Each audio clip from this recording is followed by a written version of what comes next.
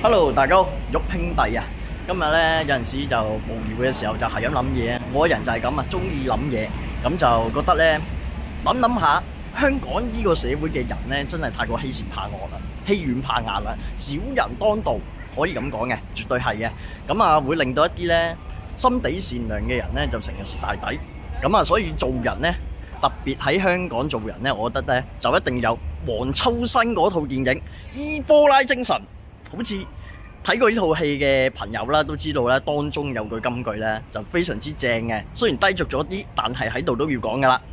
合救我啊！真係呢套真係經典之作，黃秋生嘅，即係我覺得啦，數一數二嘅經典啦。咁佢之後啦，後期啦，就洗白咗佢個人設啦，就成日演嗰啲咩阿 Sir 啊，演嗰啲葉問啊，即係好正氣嗰啲宗師角色咧，其實就真係唔啱佢嘅，亦都限制咗佢嘅演技。我認為即係佢做嗰啲咧地踎流民啊，又或者真係老實人啊，而老實得嚟會俾人恰嗰啲角色咧，就真係幾一流。就好似咧佢飾演嘅的士判官啦，又或者係吸血貴李王之中嘅老實人啦，啊最後因為咧俾人恰得好盡啊，所以就絕地反擊啊！咁呢啲劇情啊，呢啲人設啊，咁先可以發揮到佢應有嘅演技啊嘛。咁啊，講翻呢套伊波拉病毒嘅嗰個重心思想先啦，就係咧一定有鋒芒，人點對你咧，你點對人嘅。咁啊，當然即係嗰個當中嗰個主人公啦，黃秋生所飾演嘅阿雞人設啦，就本身唔係好人嚟嘅，但係有一樣嘢好重要咧，就係咧，你若犯我，我必犯人；你恰鳩我，我一定整你全家啊！真係唔係講笑，必須嘅。特別係香港人咧，你唔俾啲顏色佢睇咧，佢就踐踏你嘅底線咧，就當你好似一個好容易拿捏嘅軟柿子一樣啊，恰到你盡。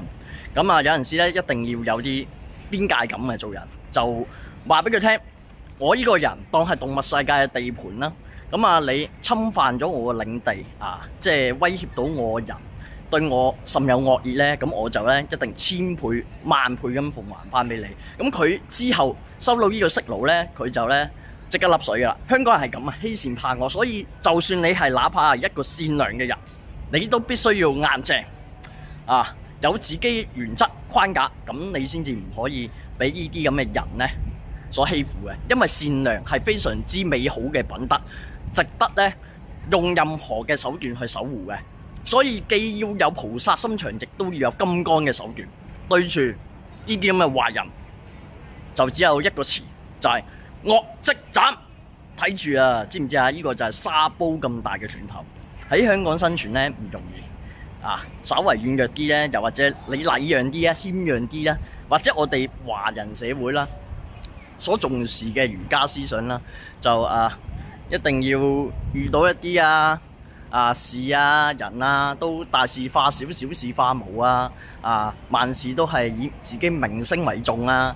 就唔好出去搞咁多嘢啊，驚得罪人。但問題你要諗下，嗰個人既然得罪得你啦，其實佢都盤算過咧，自己咧得罪你咧係冇成本嘅，或者係冇乜成本嘅。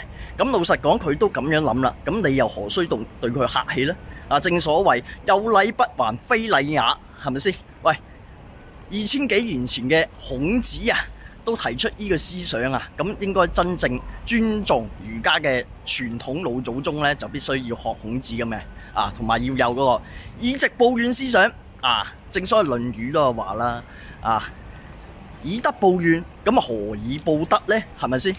咁孔子都話啦，既然咁樣咧，就不如以直報怨人點對你，你直接對翻人咁嗰個人咧就會識趣噶啦。知唔知啊？人咧嘅人性咧，其實好犯賤嘅。你唔做佢咧一次咧，佢永遠唔長記性啊。所以你俾事佢人講道理咧，嗰條友可能唔聽，但係咧事教人咧一次就會。記住，唔好冒犯我，唔好俾機會任何人侵犯你內心嘅善良，因為善良係無價嘅，值得用你心中嘅寶劍去捍衛自己嘅善良。好，今日嘅心得分享咧就到呢度。如果大家有興趣咧，我以後都會拍多啲類似呢啲咁嘅片嘅。好，係咁，拜拜。